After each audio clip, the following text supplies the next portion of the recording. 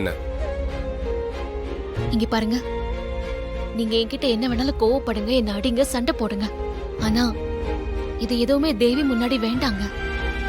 நமக்குள்ள இருக்கிற பிரச்சனையெல்லாம் தூக்கி போட்டுட்டு தேவி முன்னாடி கொஞ்சம் சந்தோஷமா இருப்போம். இத சொல்லதான் என்ன கூப்பிட்டியா? ஒரு நிமிஷம்,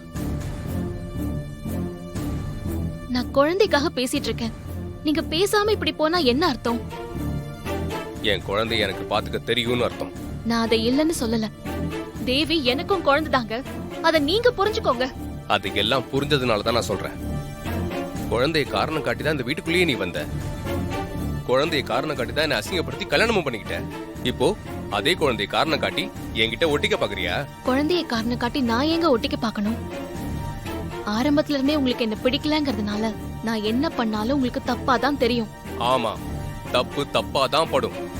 நீ தப்பானவ தான், எனக்கு அதுல எந்த சந்தேகமும் இல்ல. நீ போடுற டிராமா எல்லாம் என்கிட்ட எடுபடாது. நான் டிராமா போடுறேனா? நான் டிராமா போடுறேன்னு நீங்க நினைச்சீங்கன்னா அது உங்க அறியாமைங்க. நீங்க வர வச்சது உங்க ஃபேமிலி டாக்டர் தானே? நீங்க தானே கால் பண்ணி வர வச்சீங்க. அவங்க தானே குழந்தை சைக்காலஜிக்கலா பாதிக்கப்பட்டிருக்கா, அதனால தான் ஹை ஃபீவர் அப்படின்னு சொன்னாங்க. குழந்தை முன்னாடி சண்டை போடக்கூடாதுன்னு அவங்க தானங்க சொன்னாங்க. இதெல்லாம் நான் ஏற்பாடு பண்ண டிராமான்னு நீங்க நினைச்சீங்கன்னா நான் தேவிக்காக கிளம்புறேங்க. இந்த உலகத்துல எல்லாரும் ஏதோ ஒரு நம்பிக்கையில தாங்க வாழ்றாங்க. நானும் அந்த நம்பிக்கையில தான் புஷ்பா கிட்ட இருந்து உங்களையும் குழந்தையும் காப்பாத்துறதுக்காக உங்களை நான் கல்யாணம் பண்ணிக்கிட்டேன். என்னைக்காவது என்ன புரிஞ்சுப்பீங்கன்னு நான் நம்பினேன்.